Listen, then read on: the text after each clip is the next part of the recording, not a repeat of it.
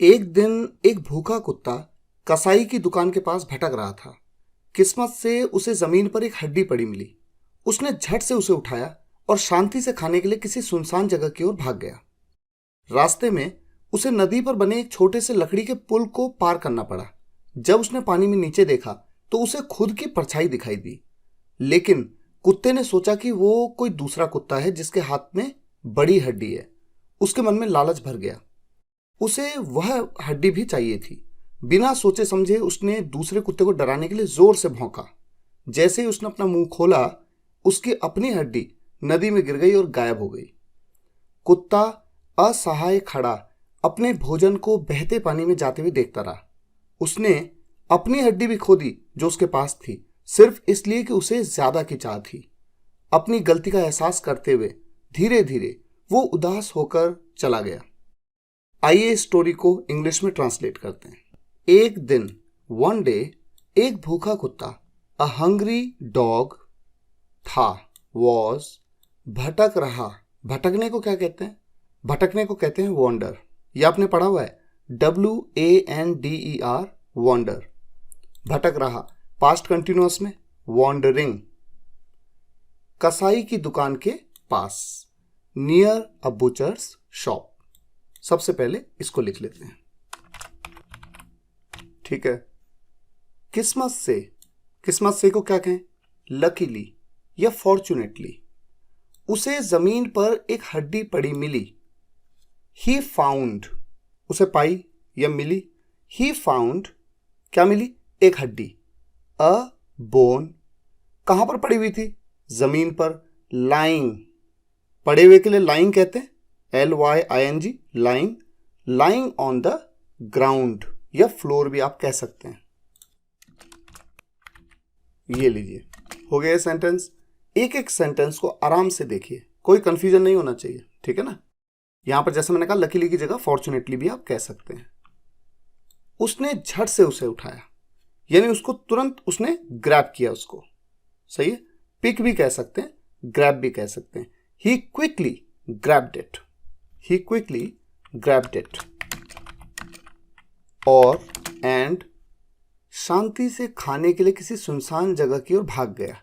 भाग गया, ran away, किस तरफ? किसी सुनसान जगह की ओर या किसी सुनसान जगह की तरफ। इसके लिए टूवर्ड्स का यूज करते हैं, टूवर्ड्स अ क्वाइट प्लेस। किस लिए भागा? खाने के लिए। टू ईट इट, कैसे खाने के लिए? शांति से, peacefully. To eat it peacefully. ये बन गए आपके सभी सेंटेंसेस।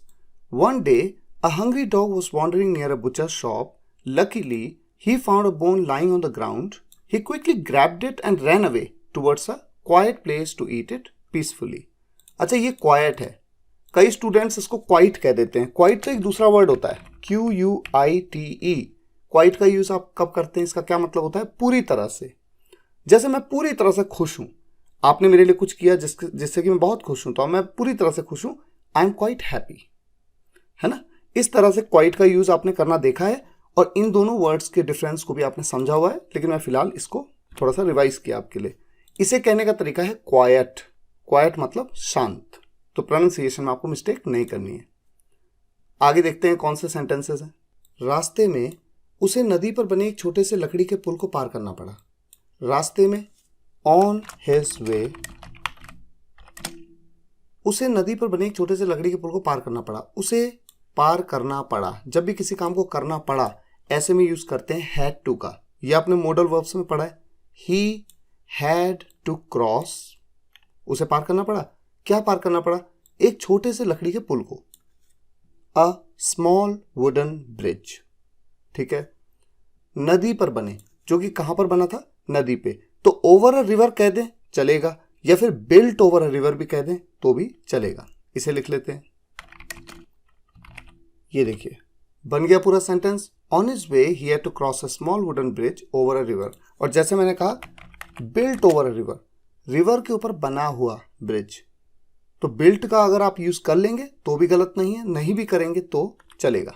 अंडरस्टूड है कि रिवर के ऊपर बोल दिया तो बना हुआ है वो। और ऑन हिज वे की जगह ऑन द वे भी कह देंगे तो भी कोई दिक्कत नहीं है, ठीक है। आगे बढ़ते हैं। जब उसने पानी में नीचे देखा when he look down into the water, उसे क्या दिखाई दिया? तो उसे खुद की परछाई दिखाई दी। तो के लिए हम यहां पर देन का यूज करेंगे? कभी नहीं कर सकते, क्योंकि व्हेन से जब सेंटेंस शुरू होता है एक क्लॉज, तो दूसरे क्लॉज में हम देन का यूज नहीं करते हैं। उसे खुद की परछाई दिखाई दी। ही सॉ, उसने देखा, हिज ओन रिफ्लेक्शन, परछाई यानी खुद को देखा, अपने ही रिफ्लेक्शन को देखा। लेकिन कुत्ते ने सोचा, बट द डॉग थॉट, क्या सोचा? दैट, कि वो कोई दूसरा कुत्ता है। It was some other dog. अच्छा, यहां पर वॉज क्यों कह दिया जबकि यहां पर तो है कह रहे हैं? क्योंकि उसने सोचा, ये पास्ट में है, तो जो आगे की बात उसने सोची वो भी तो पास्ट में है, ठीक है। It was some other dog holding, पकड़े हुए, क्या पकड़े हुए? एक बड़ी हड्डी, अ बिगर बोन। बिगर क्यों कह रहा हूं? क्योंकि कंपैरिजन हो रहा है। उसके पास जो बोन है वो उसको लगता है थोड़ी छोटी है, और जो दूसरी वाली बोन है वो उससे ज्यादा बड़ी है। ये बन गया आपका sentence. On his way he had to cross a small wooden bridge over a river. When he looked down into the water he saw his own reflection, but the dog thought that it was some other dog holding a bigger bone. अच्छा, यहां पर एक चीज और है, जैसे हमने कहा वो कोई दूसरा कुत्ता है जिसके हाथ में बड़ी हड्डी है। It was some other dog, ऐसे ही बोल सकते थे, who had a bigger bone, who had a bigger bone. तो इस तरह से भी बोल सकते हैं, और जो तरीका हमने कहा होल्डिंग अ बिगर बोन, ये भी अंडरस्टूड है, होल्डिंग अ बिगर बोन, इस तरह से भी कह सकते हैं, ठीक है। नेक्स्ट सेंटेंस पे जाते हैं। उसके मन में लालच भर गया। His mind was filled with लालच। लालच को क्या कहते हैं इंग्लिश में? Greed. His mind was filled with greed. उसे वो हड्डी भी चाहिए थी। ही वॉन्टेड, वो चाहता था, दैट बोन टू, वो वाली हड्डी भी। बिना सोचे समझे, विदाउट थिंकिंग, उसने दूसरे कुत्तों को डराने के लिए जोर से भौंका। उसने भौंका, ही बार्क्ड, जोर से, लाउडली, क्या करने के लिए? डराने के लिए, to scare that other dog, उस दूसरे कुत्ते को डराने के लिए। ये लीजिए, बन गया ये भी, ठीक है। देखिए कितना इंटरेस्टिंग है। विदाउट थिंकिंग, बिना सोचे समझे, ही बार्क्ड, वो भौंका, लाउडली, बहुत तेज, टू स्केयर, डराने के लिए, उस दूसरे कुत्ते को, ठीक है। जैसे ही उसने अपना मुंह खोला, जैसे ही कि आपने कौन से कंजंक्शंस पढ़े? एज सून एज या फिर द मोमेंट, ठीक है। तो मान लीजिए हम द मोमेंट का यूज कर लेते हैं। जैसे ही, द मोमेंट उसने अपना मुंह खोला, ही ओपन्ड हिज माउथ, उसकी अपनी हड्डी नदी में गिर गई। His own bone fail into the river, और गायब हो गई, एंड डिसअपियर्ड। तो ये सब सेंटेंसेस भी बन गए। His mind was filled with greed, he wanted that bone too. Without thinking, he barked loudly to scare that other dog. The moment he opened his mouth, his own bone fell into the river and got disappeared. यहाँ पर got disappeared भी आप कह सकते हैं, केवल disappeared भी आप कह सकते हैं। appear या disappear के साथ में, जैसे होने के सेंस में, हम get का यूज कर लेते हैं, है ना। यहाँ पर आप got disappeared भी कह सकते हैं। यहाँ पर आप became, fell into the river and became, और हो गई, and became disappeared, ऐसा भी कह सकते हैं। तो तीनों तरह से आप बोल सकते हैं। केवल डिसअपियर्ड भी कहते हैं तो कुछ गलत नहीं है। ये बात आपने अपीयर, डिसअपियर, गेट, बिकम का यूज इन सब की वीडियो में मैंने आपको समझाया हुआ है। कुत्ता असहाय खड़ा अपने भोजन को बहते पानी में जाते हुए देखता रहा। ये बहुत इंटरेस्टिंग सेंटेंस है। इस सेंटेंस को बनाने में आपको कुछ चीजें हैं, अभी आप देखिए। एक पल के लिए मान लेते हैं असहाय खड़ा, जरा इसको भूल जाते हैं, ठीक है। कुत्ता अपने भोजन को बहते पानी में जाते हुए देखता रहा, कैसे बनेगा? द डॉग देखता रहा, जब किसी काम को करता रहा, ऐसे में कीप का यूज, पास्ट इंडेफिनिट टेंस में आप कीप की सेकंड फॉर्म केप्ट का यूज करेंगे। कीप के बाद जो भी ऑब्जेक्टिव पार्ट में वर्ब आती है वो हमेशा आईएनजी फॉर्म में आती है। देखता रहा, केप्ट वॉचिंग। जैसे खेलता रहा, केप्ट प्लेइंग। मिलता रहा, केप्ट मीटिंग। उसी तरह से द डॉग kept वॉचिंग, देखता रहा। अब क्या देखता रहा? जाते हुए पानी में, बहते पानी में जाते हुए किसे देखता रहा? अपने भोजन को। तो सबसे पहले बताते हैं क्या देखता रहा। The dog kept watching his food, अपने भोजन को देखता रहा बहते पानी में जाते हुए। ड्रिफ्टिंग अवे, ड्रिफ्ट मतलब ड्रिफ्ट अवे मतलब दूर जाना, है ना। Drifting away, what kept watching his food drifting away in the flowing water। तो ये बन गया आपका सेंटेंस। कुत्ता अपने भोजन को बहते पानी में जाते हुए देखता रहा। The dog kept watching his food drifting away in the flowing water। यहां पर अगर आप सिंपली watched भी कह देंगे तो सेंस आ जाएगा। The dog watched his food drifting away in the flowing water, क्योंकि जब पानी बह रहा है और वो दूर जा रहा है, ऐसे में ing यानी कंटिन्यूअस सेंस तो ऑलरेडी बन रहा है। फिलहाल अगर आप ऐसा भी कहते हैं तो कोई बात नहीं। एक तो ये बात हो गई।